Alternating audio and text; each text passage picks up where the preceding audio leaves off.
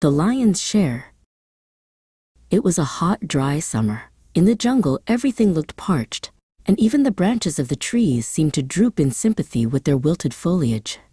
Water was certainly scarce, and in all the jungle, there appeared to be only one small muddy pond for the animals to slake their thirst.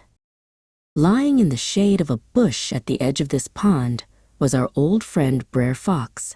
He had quenched his thirst with the muddy water, but his mind for days had been filled with thoughts of all the succulent things he would like to eat, and he was sure that his bories rattled inside his skin as he dragged his weary body through the jungle looking for food.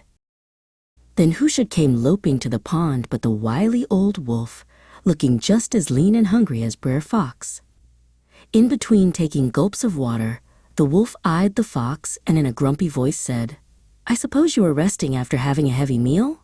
"A heavy meal," replied the fox, feeling insulted. "All I have had for the past 2 days is one skinny chicken."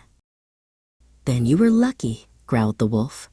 "It must be nearly a week since I managed to catch a goat, which turned out to be all skin and bones." "Bah!"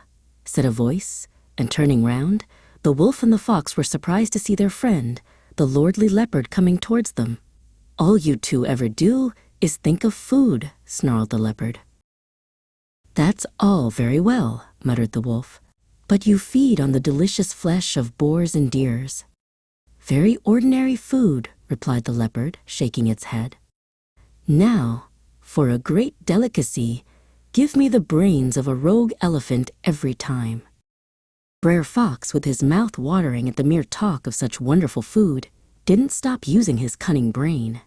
Cocking one eyebrow at the leopard, he said in a meek voice, "Why don't we call on the king of the forest, and if we all hunt together, we should kill an elephant and have a gigantic feast."